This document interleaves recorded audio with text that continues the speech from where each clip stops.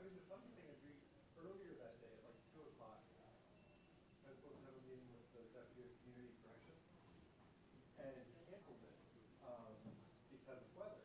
It was 2 o'clock, like it was pretty clear. So several of us were like, you just moved up to the floor. And I'm like, it's not that bad. I don't know why we canceled it today. And we canceled everything.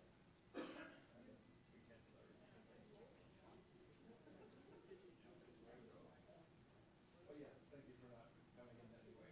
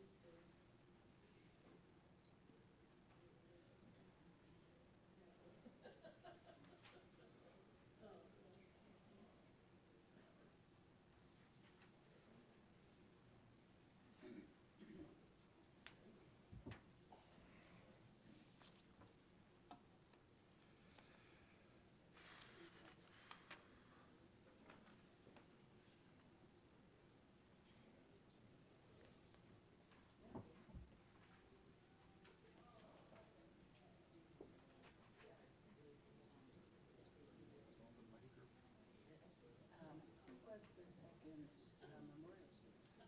A woman named Hope Richardson. She was not a member of this church. Wednesday. So I went up to Colonial Chapel. Oh, yeah, okay, yeah.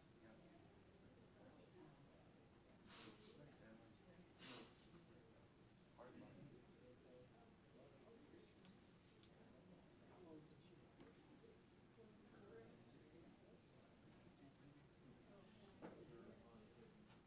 She's deeply involved in the student research. Second husband. Yes, they actually sent official delegations and official readings. Surprise is a good service. Yeah. Very formal declaration of. That happened yesterday. I went to a funeral for a 28-year-old friend. And she was a nurse. And they had a nurse honor guard. So, and the honor guard was there. Amazing.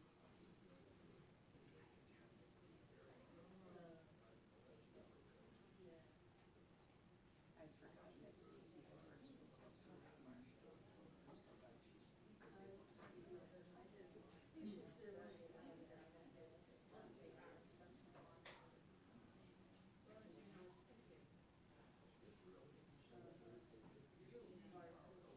I said to Ruth that you should sit on the aisle and that way the staff push out.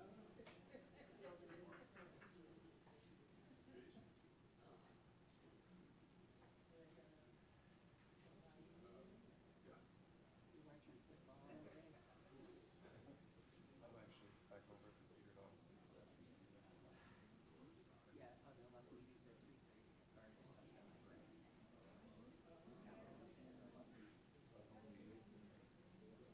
Surreptitiously watching the Lions. Yeah, that was a good game. Was that 24-23? Second one is playoff win by the father.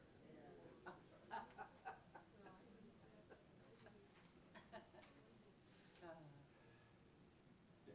Yeah, that young quarterback.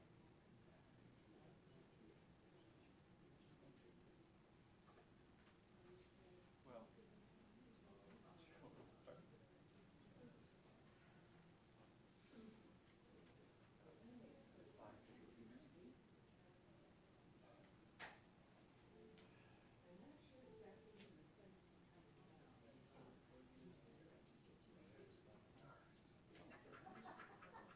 More people than usual in the election. Oh, So we still. hunkered down. Hunkered down. I suppose so.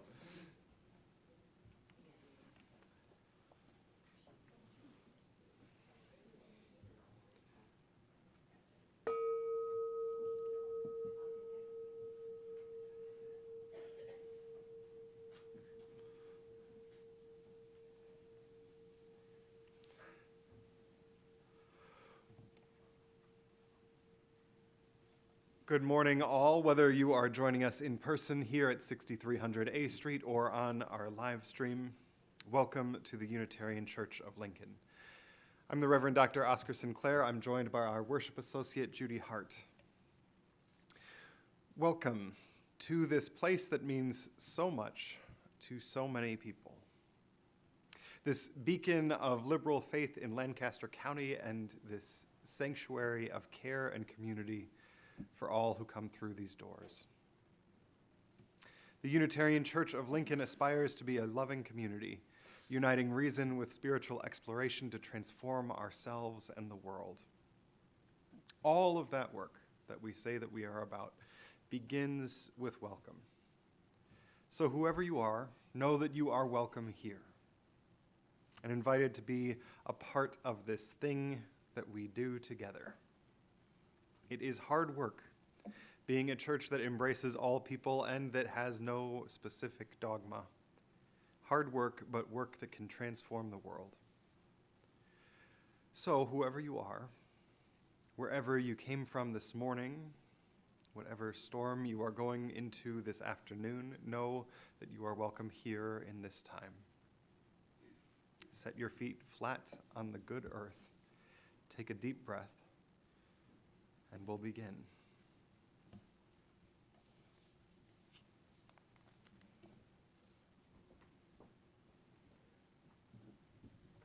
Good morning. Oh, I love that. Let's do that again. Good morning. Yay. Our chalice lighting this morning is by Reverend Maureen Killoran. Let us look first to the response of love. In these hard times, let us look first to the response of love. In the midst of challenge, may our chalice flame bear witness to the inherent worth and dignity of every human being.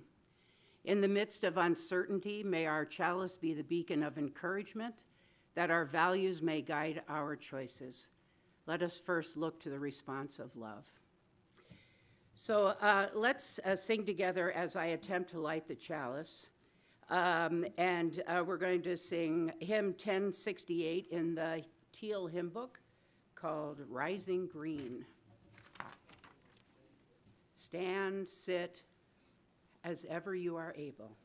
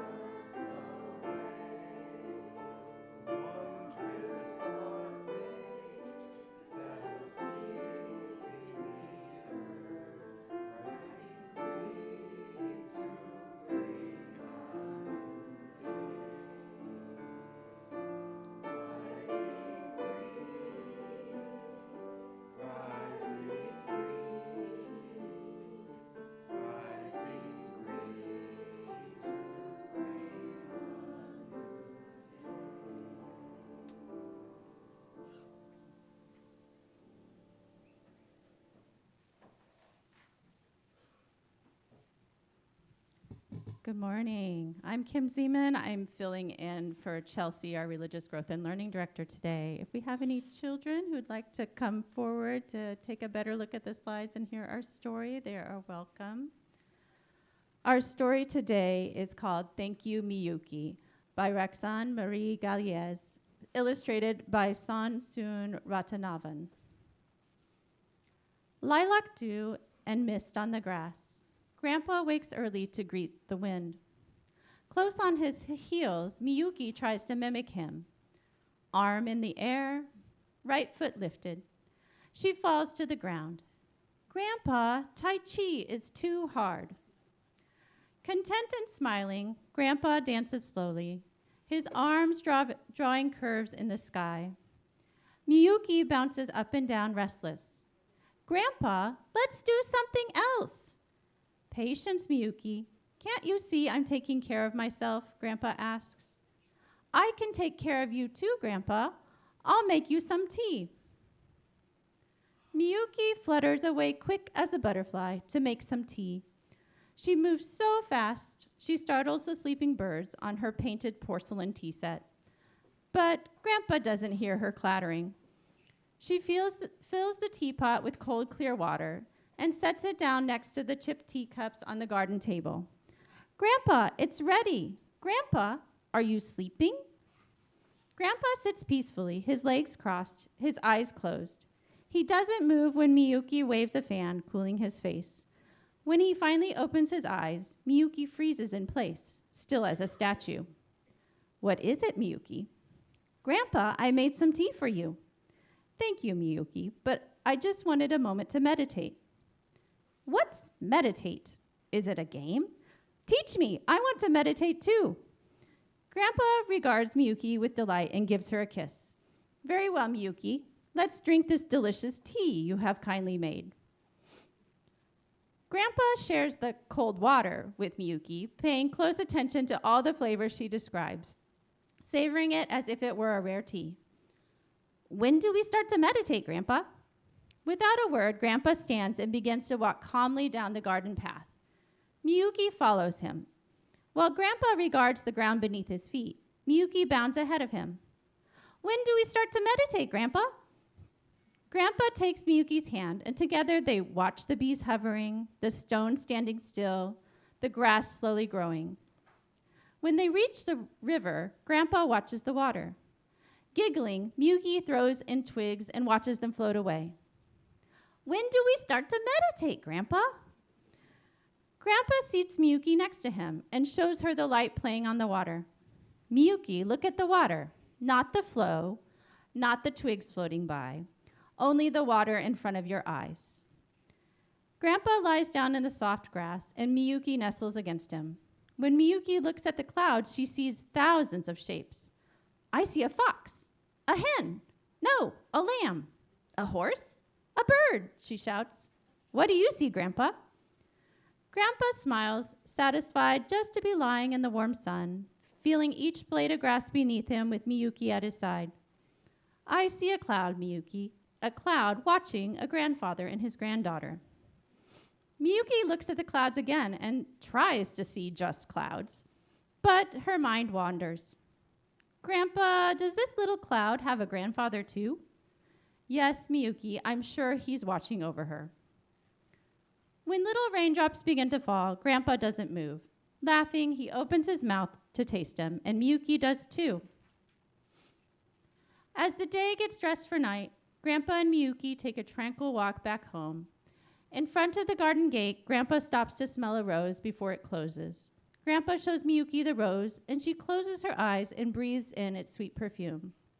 But Grandpa, when will we meditate? Miyuki, we have meditated all day long. When we walked on the path in silence, admiring the garden, the bees, the stone, and the grass, we meditated. And when we sat by the river and looked at the water in front of us, without following its flow, we meditated. And when we watched the clouds without changing them into anything else, simply appreciating what we saw, we meditated. And when we tasted the tea and the rainwater, we meditated? Miyuki asked. Yes, Miyuki. And when we smelled the rose, we meditated? Yes, Miyuki. Grandpa, we have meditated. Yes, Miyuki, we have. Miyuki stops and takes Grandpa's hand. Grandpa, doesn't it feel good to be here right now? Yes, my dear girl. It feels good to be here right now with you. Thank you, Miyuki. Grandpa gives her a hug, and Miyuki breathes in, and Miyuki meditates. And that is the end of our story. As the next song plays, children and youth are invited back to their classrooms.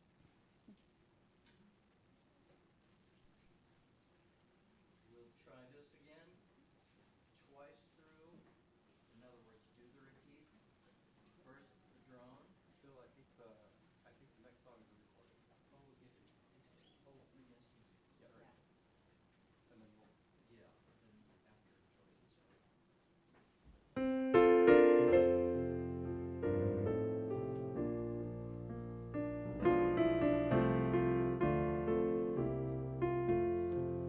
I have decided to stick with love. Hate is too great a burden to bear. I have decided to stick with love. Hate is too great a burden to bear. I have decided to stick with love. Hate is too great a burden to bear. I have decided to stick with love. Hate is too great a burden to bear. Love is gentle, love is kind. Love is the only answer in hard times. Hate solves nothing and brings us down. Love is the only thing that turns it round. I have decided to stick with love. Hate is too great a burden to bear. I have decided to stick with love. Hate is too great a burden to bear.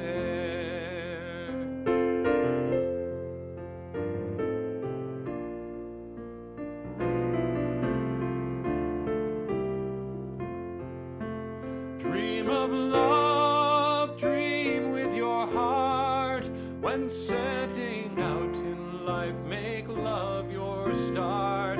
When times are hard, love finds a way. Even when the word is hard to say. I have decided to stick with love. Hate is too great a burden to bear. I have decided to stick with love. Hate is too great a burden to bear. I have decided to stick with love. Hate is too great a burden to bear. I have decided to stick with love. Hate is too great a burden to bear.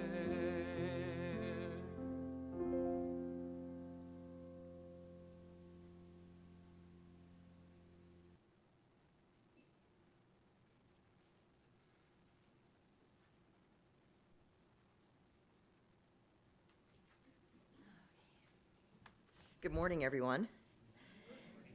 I'm Peg Pelter, a member of the Board of Trustees, and I want to offer you all a special welcome, especially to those of you who are visiting for the first time. The Reverend Dr. Oscar Sinclair will be teaching a 5-week series called Owning Your Religious Past. It starts this Tuesday night at 7 p.m. The details are in the Friday e-blast. The Green Sanctuary Committee is offering a panel discussion about the electric air source heat pumps and the financial incentives on Saturday, February 3rd at 10 a.m.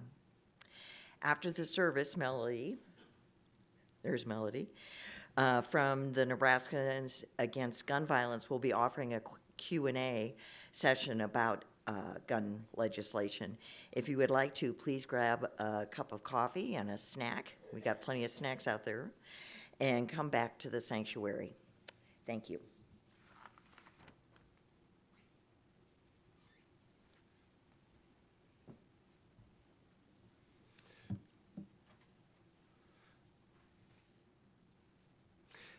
Every Sunday when we gather, we set aside a time in our service to share joys and sorrows from our life.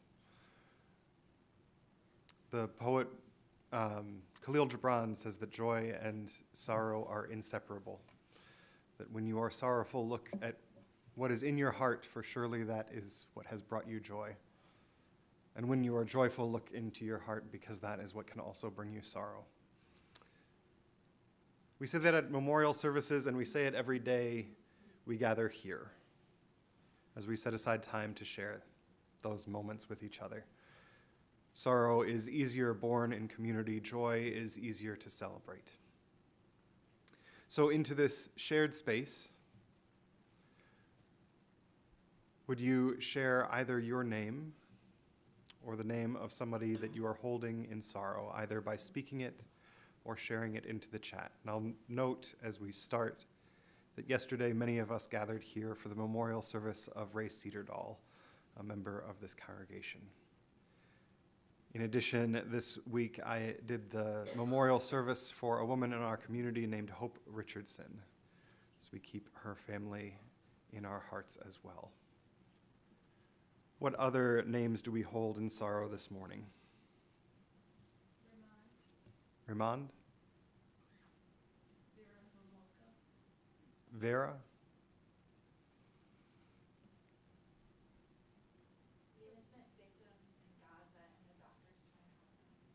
The victims of Gaza, in Gaza, and the doctors trying to help them.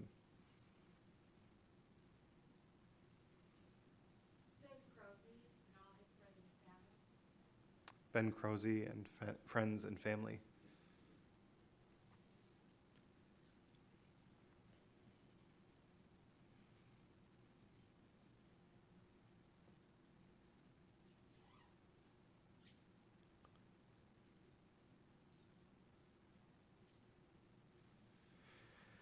In the live chat, there is remembering my brother Ed on what would have been his 64th birthday.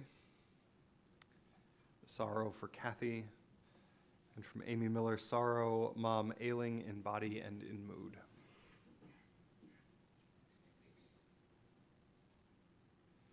We also know that sorrow is never the whole story, that sorrow and joy are tied up in every life, in almost every moment.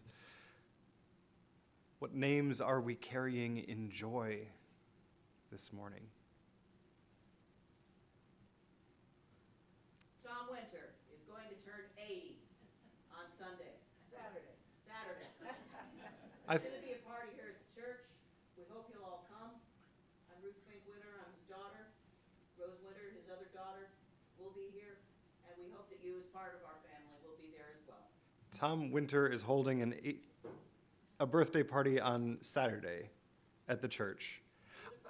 2 to 5. I could have sworn it was in our calendar at the church as Tom Winter's 40th birthday party.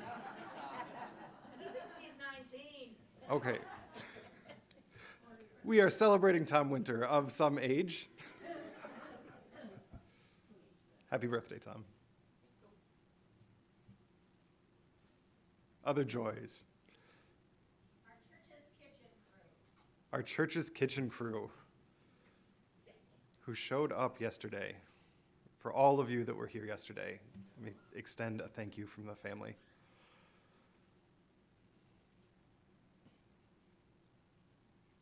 Detroit Lions.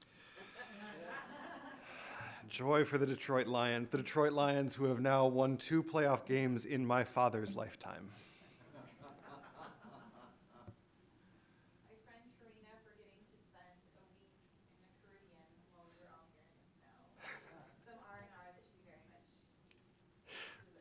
Friend Karina, who spent a week in the Caribbean as we were in Nebraska this week.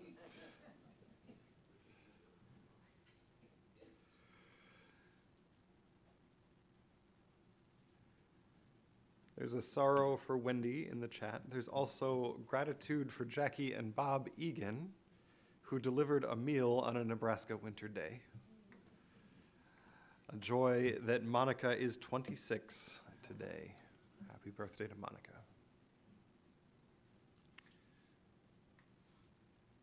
We know, too, that there are joys and sorrows that are deeply felt but not yet ready to be spoken aloud.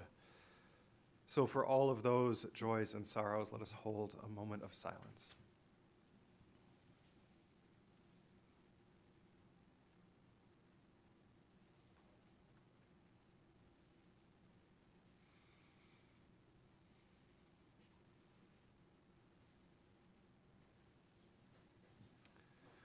Thank you for your presence. Our next hymn, I'll say just a bit about this next hymn, and then Bill will introduce how we're going to sing it. The Meditation on Breathing was written by Sarah Dan Jones, who's she does three things really well. She's a Unitarian minister, she's a Buddhist practitioner, and she's a musician. And this particular song was her response to September 11th. Have I gotten that right, or have I mixed up my hymns that we're singing this morning? It says 2001. It says 2001. Does it say Sarah Dan Jones? Yes. Okay, good. Whew. Anyway, yes. It has more verses as well that are more topical, but it's this first verse sung in three parts that has transcended that particular moment and lives at the intersection of Buddhist practice and Unitarian Universalist spirituality. So we're singing it all this month. We tried for the first time last week. We're going to try again this week. Once you get it, it clicks. But there are three parts. There's a drone that just says, breathe in, breathe out. Breathe in, breathe out. And then the main line, which is, when I breathe in peace. When I breathe out love. And then there is a descant, which if you are feeling musically inclined, you can try. Hopefully somebody will wave and say, I am leading the descant. Karen and Stacy are leading the descant, thank you. Our music director is sick this week, so you have me. All right, and we'll all follow Bill. So there are only 4 measures, right? But you're going to sing them 8 times. As Oscar said, the first 2 times is just the drone, breathe in, breathe out. The next 2 times we will add the melody when I breathe in. And then the next 2 times we will add the descant. And then the last 2 times I will add the accompaniment. All right, Okay? let's try that. So here we go. Yep. If you would rise in body or in Count to spirit. 8. I'll try and cue the different keys. Okay, so here's your pitch, droners.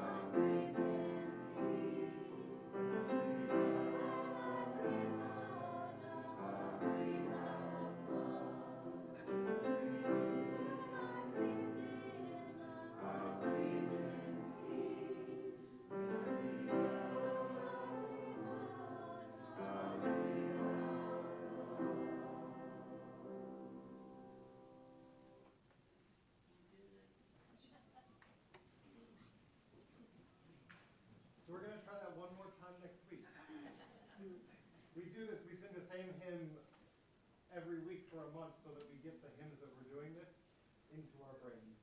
So then we can sing them throughout the year and have them up here rather than on the page.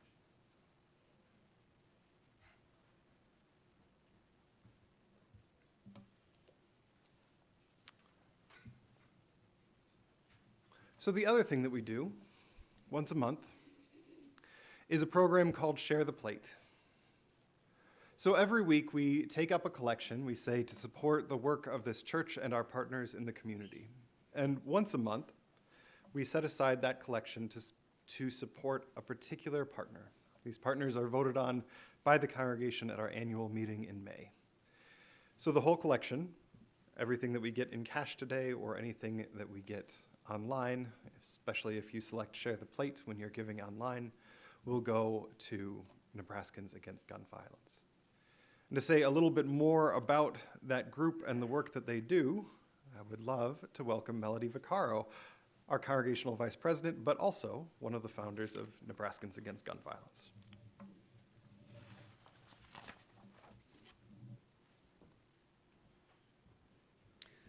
Good morning. My name is Melody Vaccaro, and I am one of the founders of Nebraskans Against Gun Violence. I could give a whole sermon today on what gun violence is, what we need to do to fight it. In fact, I am prolific on that topic, and there's a lot of content about things I think and things I say. But the reality is that I'm old, and the voices that really are coming into power right now aren't mine. The voices that are coming into power are all those people who were in middle school and they were in high school during the Parkland shooting. And they all started coming to power about then. And what we've been doing at Nebraskans Against Gun Violence is we're investing in them. And I brought Simone Hill. She's the founder of a club that we fund, and a lot of our funding is going towards that these days. The Huskers Against Gun Violence Club, they're a registered student group at UNL. And I thought Simone could just give us a couple minutes to just talk about that so you kind of know about, the work that's happening right now in our state and what we're up to. Hello, everyone. I'm so happy to be here today. I'm Simone Hill, and I'm the president of Huskers Against Gun Violence. A little bit about me, I'm a junior at UNL. I'm majoring in math and emerging media arts. And the reason I wanted to be a part of fighting against gun violence and for stronger gun control is because it's one of those things that we all kind of feel powerless against, and I was tired of feeling powerless, and I didn't want others to feel that way as well. I've been volunteering with NAGV since 2018 when the Parkland shooting happened, and I walked out with a lot of other people at my school in protest.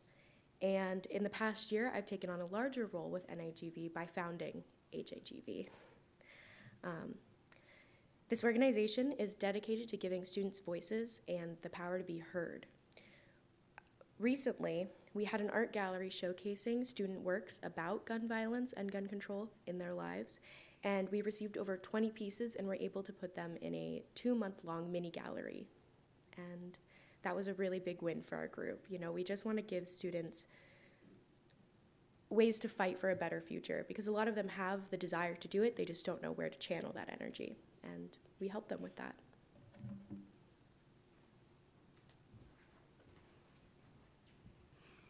Simone is awesome. Youth Voices are awesome. We were able to fund all of the artists' work for that art gallery. We are able to fund Simone's position on campus, and we're able to fund really anything that the students want to do. That's our goal going forward, is how do we grow it? And then looking to the future, how do we replicate what we're doing at UNL? How do we do it at UNO? How do we do it at UNK? How do we do it at Chadron State? But it starts somewhere, and it's starting with Simone, and I'm really proud of her. Thank you.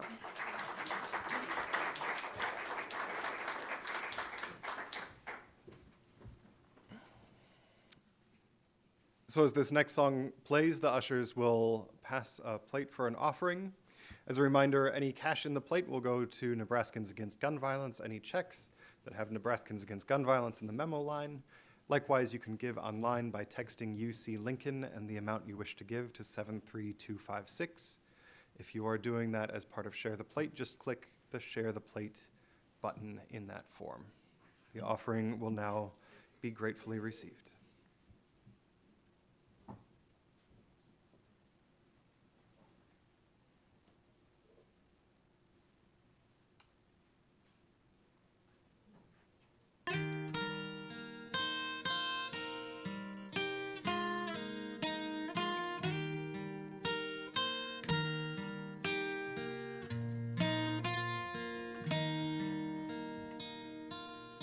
Let us pause in life's pleasures and count its many tears, while we all sup sorrow with the poor. There's a song that will linger forever in our ears. Oh, hard times come again no more. 'Tis the song, the sigh of the weary. Hard times come again no more. Many days you have lingered around my cabin door. Oh, hard times come again no more. While we seek mirth and beauty and music bright and gay, there are frail forms fainting at the door. Though their voices are silent, their pleading looks will say, oh, hard times come again no more. 'Tis the song, the sigh of the weary. Hard times come again no more. Many days you have lingered around my cabin door. Oh, hard times come again no more. 'Tis a sigh that is wafted across the troubled wave. 'Tis a wail that is heard upon the shore. 'Tis a dirge that is murmured around the lowly grave. Oh, hard times come again no more. 'Tis the song, the sigh of the weary. Hard times come again no more. Many days you have lingered around my cabin door. Oh, hard times come again no more. Oh, hard times come again no more.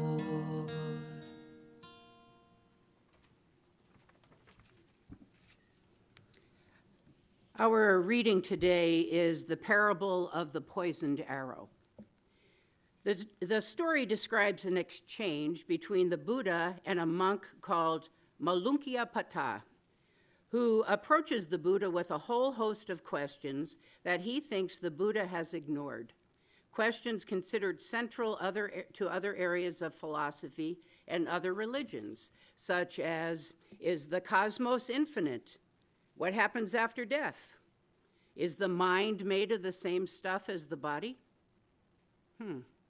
Malunkyapata, he demands answers to these questions, and he threatens to quit Buddhist practice if he doesn't receive them. The Buddhist responds to the monk thus: Suppose, Malunkyapata, a man were wounded by an arrow, thickly smeared with poison, and his friends and family brought a surgeon to treat him. What if the man would say, I will not let the surgeon pull out this arrow that wounded me until I know if the man who wounded me was tall, short, or middle height, dark or brown or golden skinned, whether the man lived in a village or town or city, until I know whether the bow that wounded me was a long bow or a crossbow, whether the bowstring was made of fiber, reed, sinew, hemp, or bark, until I know with what kind of feathers the shaft that wounded me was fitted, whether it was vulture, a heron, a stork, a hawk, or a peacock. The Buddha goes on in this manner. Before concluding that the wounded man in the parable would die of poisoning long before he received any answers to such questions. So too, Malunkyapata, he continues, if anyone comes to the Buddha and says he will not follow the Buddha until these questions are answered, he too will die. Why have I left these questions unanswered? Because it's unbeneficial. It does not belong to the fundamentals of the spiritual life. It does not lead to disenchantment, to dispassion, to cessation, to peace, to direct knowledge, to nirvana. This is why I left them unanswered. And what have I declared? This is suffering, I have declared. This is the origin of suffering, I have declared. This is the cessation of suffering, I have declared. This is the way leading to the cessation of suffering, I have declared. Why have I declared that? Because it is beneficial. It belongs to the fundamentals of the spiritual life. It leads to disenchantment, to dispassion, to cessation, to peace, to direct knowledge, to enlightenment, to nirvana. That's why I have declared it. The parable of the poisoned arrow makes clear that the Buddha's highest priority is to eliminate suffering. Abstract questions about the cosmos matter very little when there's suffering right here, right now, that we have the power to eradicate. Rather than speculate on doctrinal matters, the Buddha wants to play the role of a doctor. He wants to provide practical solutions to real human problems. It's a lot to think about. Let's sing together again. Stand if you are able. We're going to sing 1031 in the Teal Hymn Book, Filled with Loving Kindness. We'll sing it 3 times through. It begins with I, then we sing it you, and last we sing it we.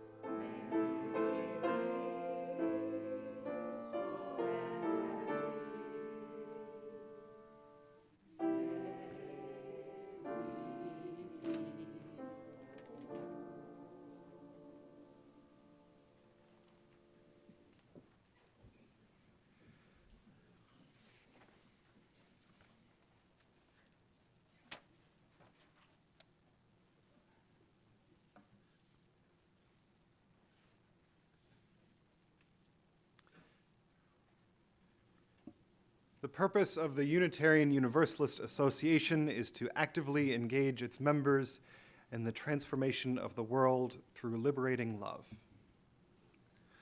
That is the central statement of purpose that Unitarian Universalists will take up in a vote in a few months.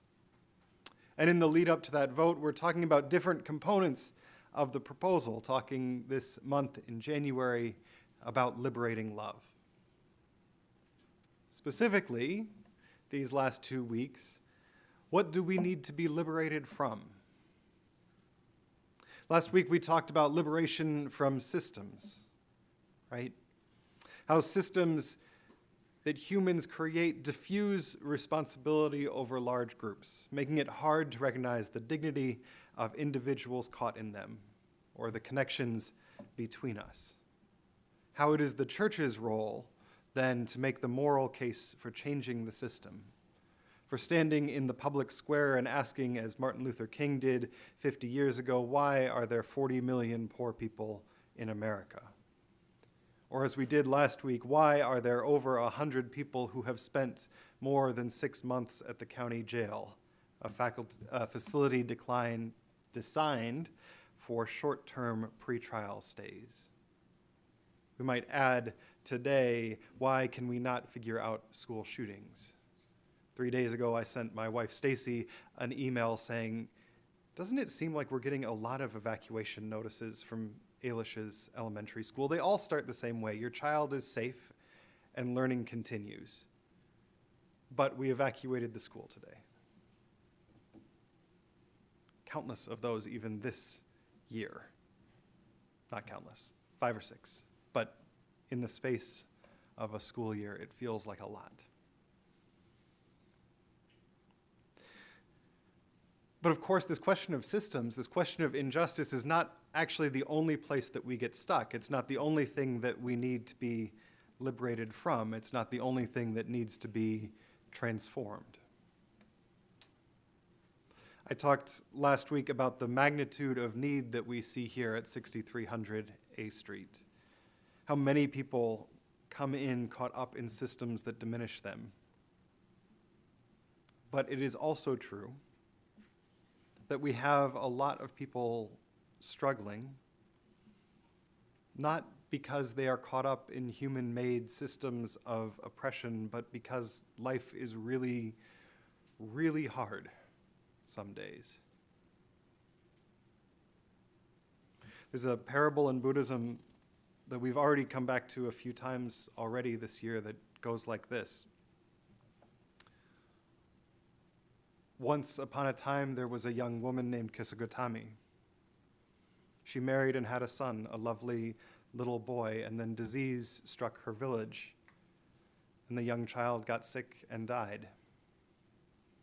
And Kisagutami was distraught. She could not accept what happened. She carried her child from house to house, asking for medicine to cure her little boy. And time after time, people tried to tell her that her child was dead, and she would not believe them. Eventually, one of her neighbors said to her, I can't give you medicine, but I know a man who can go and visit the Buddha in his monastery. And Kisagutami followed his directions and approached the Buddha. Please give me a medicine that can cure my son, she asked. The Buddha replied, I can cure your son, but first you have to bring me a mustard seed. Of course, she said, delighted by how simple this requirement was. One thing, though, asked the Buddha, the mustard seed must come from a house in which no one has ever died. So Kisagutami went off again, knocking on the doors of her village, asking for a mustard seed, and everyone could spare her a seed. But when she asked if anyone had died in the household, the response every time was yes, of course.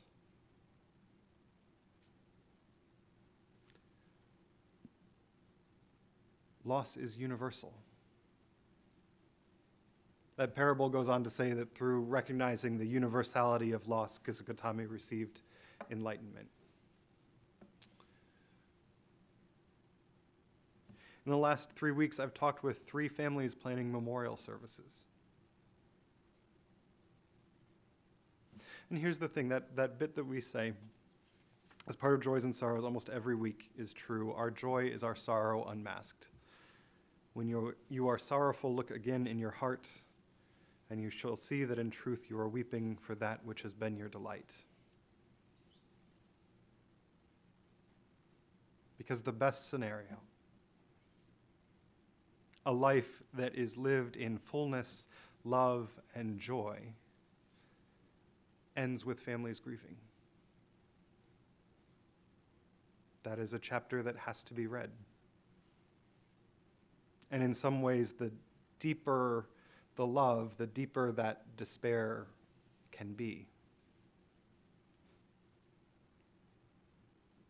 This is why the Buddha in our reading this morning is so fixated on solving the problem of suffering. It is universal and debilitating. And in some ways, all the other big questions of life, the existence of God, the soul, eternity, all are secondary to the experience of suffering and grief. When asked about the philosophical questions by a student of his, the Buddha ignores the question. What do we need to be liberated from has a very straightforward answer for the Buddha. Suffering. Dukkha. If you're shot by an arrow, he asks, does it matter what the hair color of the archer is? The first priority is to remove the arrow, to treat the wound. Only after we do this can we maybe start to answer those other questions, and it's not going to be him that answers them.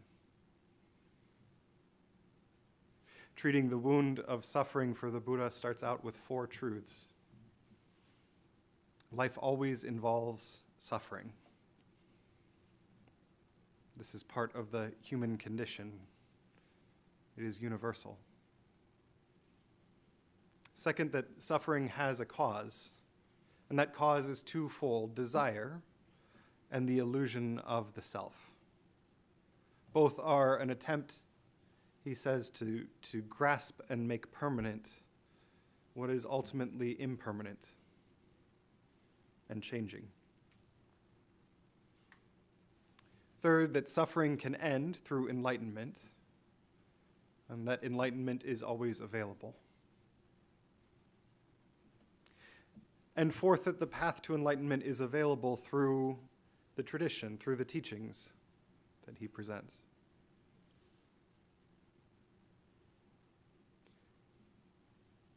Now, there are parts of the Four Noble Truths that are easy to grasp, that are as simple as put pressure on the wound first.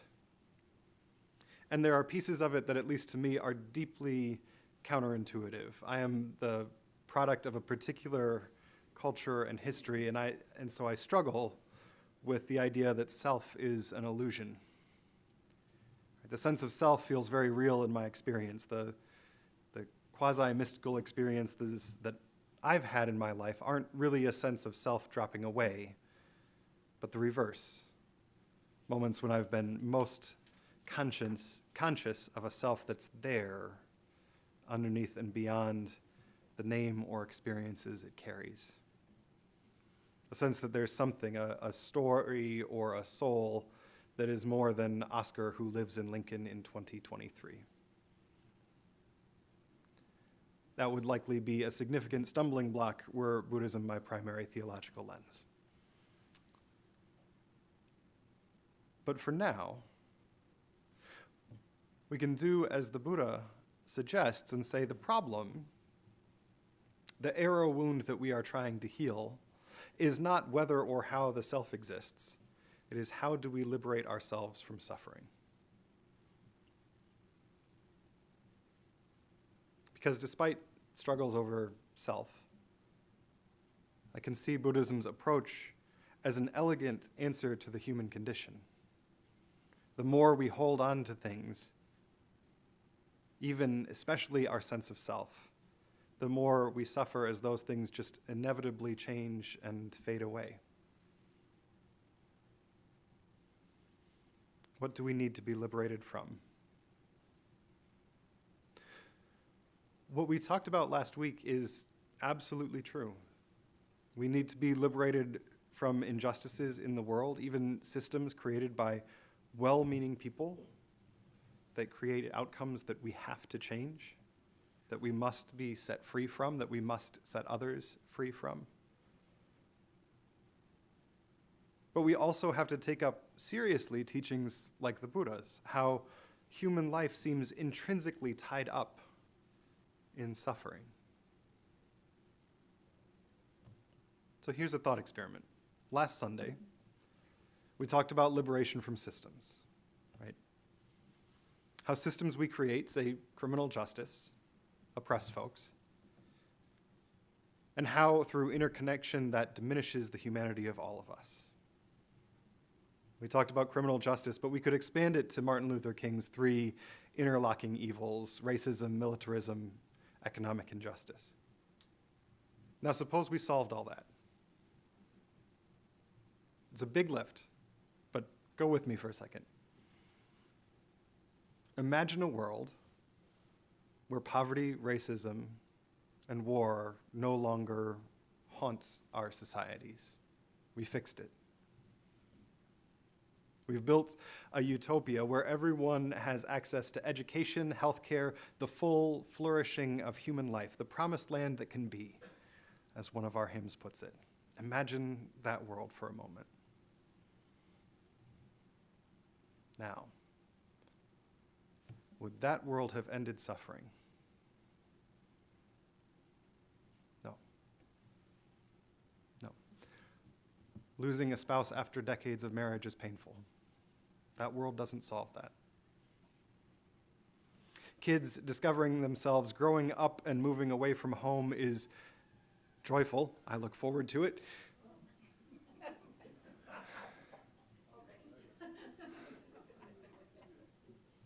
But also melancholy. Realizing that a younger generation doesn't have the same cultural touchstones you do is hard. Change is hard. Change is almost always accompanied by grief. And loss is an inevitable part of human life, even in the kind of utopia that we were just imagining. And so how we respond to loss and suffering becomes a path of self-liberation, in addition to and in parallel with the liberation from injustice that we talked about last week.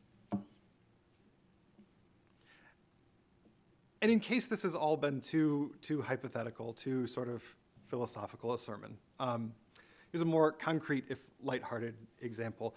The 2 great loves of my life in sports are the Baltimore Orioles and the Detroit Lions.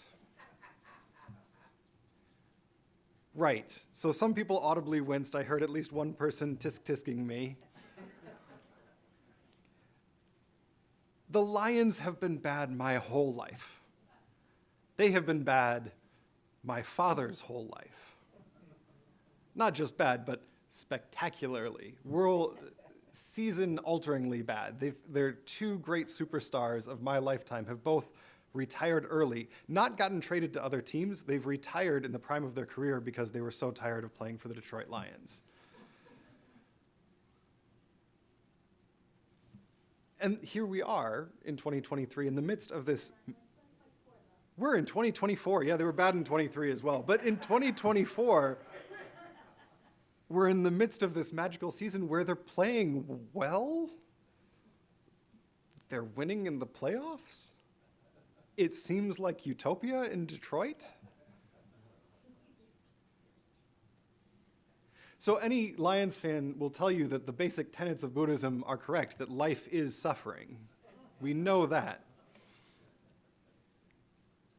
But 2, even in the utopia where the Lions win in the playoffs, there is still heartbreak. Because the Lions fans aren't the only team in the NFL. There are lots of heartbroken fans of the other 16 teams in the playoffs. Only one of those cities will celebrate at the end of this year. Suffering is almost unavoidable.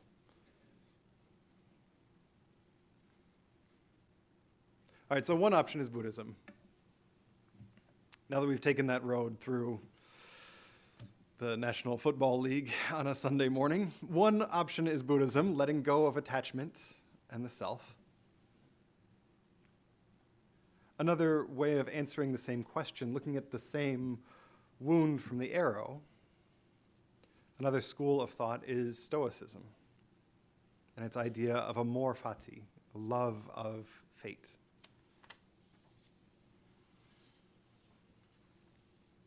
Stoicism gets a bad rap of late, in part because it seems to have been picked up by the worst of men's rights, reactionary nonsense, quote-unquote, thinkers on the internet. And admittedly, it appeals to ideals of traditional Western masculinity. Historically, that shouldn't be surprised. That's a long digression, not for today.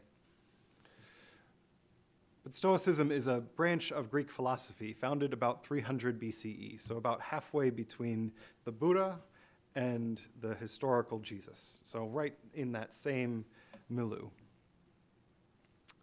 And it took its name from the place in the Athenian Forum where its thinkers gathered, literally the porch, the Stoa.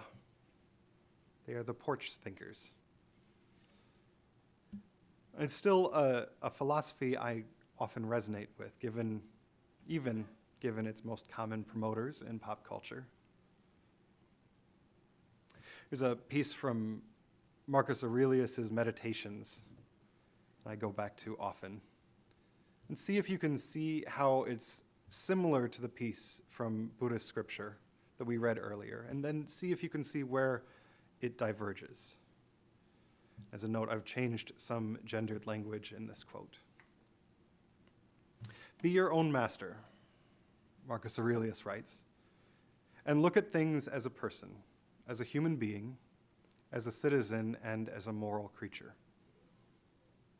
And there are two of the most useful things you will dip into. First, that things cannot touch your mind. They are external and inert. Anxieties can only come from internal judgment. Second, that all these things you will see will change almost as soon as you look at them, and then will be no more. Constantly bring to mind all you yourself have already seen changed. The universe is change. Life is judgment. Remove the judgment, and you have removed the thought, I am hurt. Remove the thought, I am hurt, and the hurt itself is removed. What does not make a human being worse in themselves cannot make their lives worse either. It cannot harm them from the outside or the inside.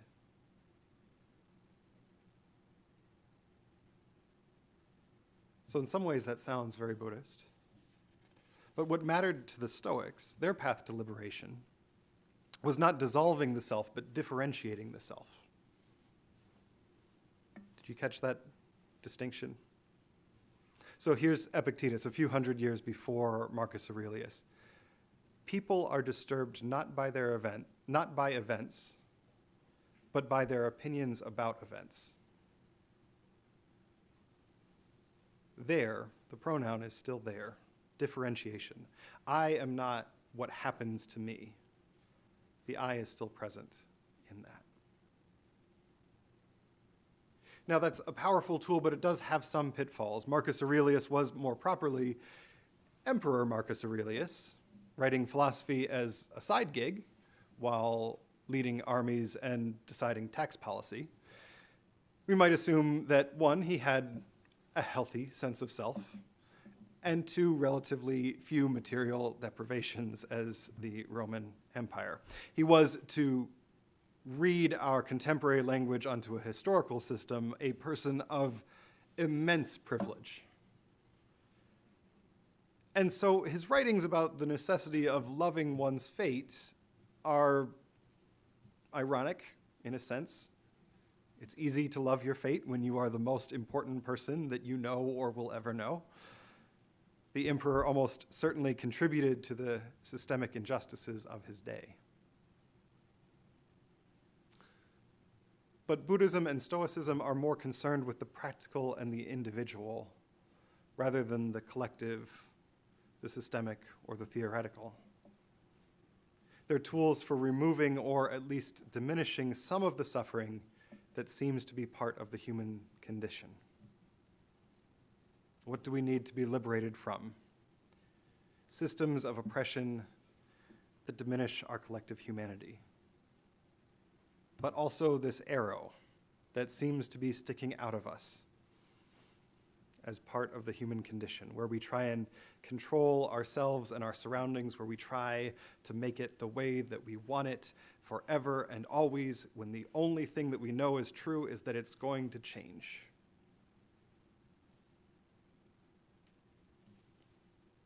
How do we fix that? How do we liberate ourselves from that? These are strategies of spiritual first aid, less concerned with the big picture than on fixing that wound. And in that, they are helpful. But, we're Unitarian Universalists, so that isn't the end of the story. Because this whole month, we aren't just talking about liberation at the heart of Unitarian Universalism. We're talking about liberating love at the center of Unitarian Universalism. And love does not happen in isolation. It does not happen when we say loss is inevitable, so I will simply focus on diminishing the suffering involved. Love is not concerned with the binary of transcending or embracing the self. Love at its best is where the boundaries between self and others are permeable. How do we do liberation in love? We do it together. And that's where we'll pick up next week.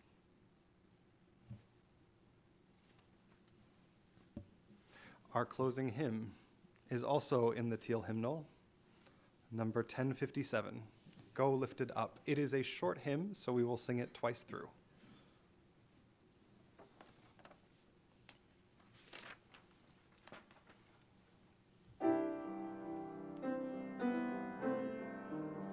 Rise in body and spirit.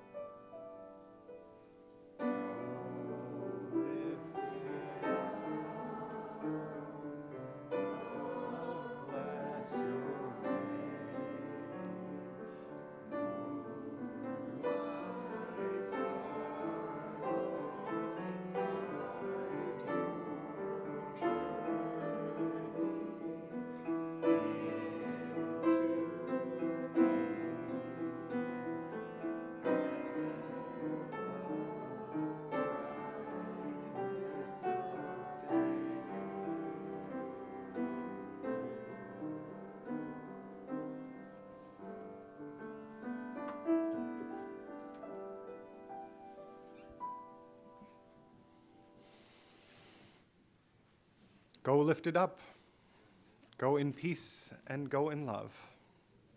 May it ever be so, and amen.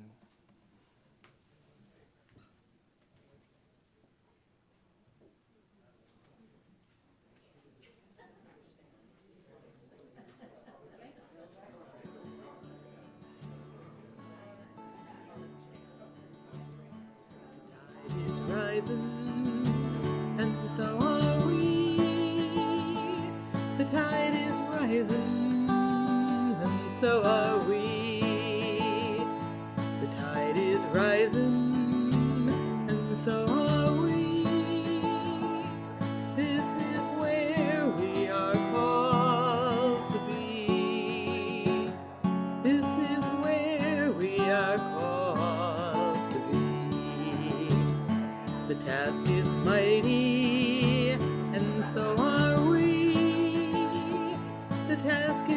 mighty, and so are we. The task is mighty, and so are we. This is where we are called to be. This is where we are called to be. This land is holy, and so are we. This land is holy, and so are we. This land is holy, and so are we. This is where we are called to be.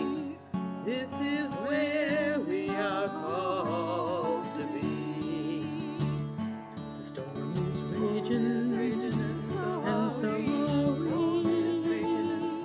The storm is raging, and so are we. The storm is raging, and so are we. This is where we are called to be. This is where we are called to be.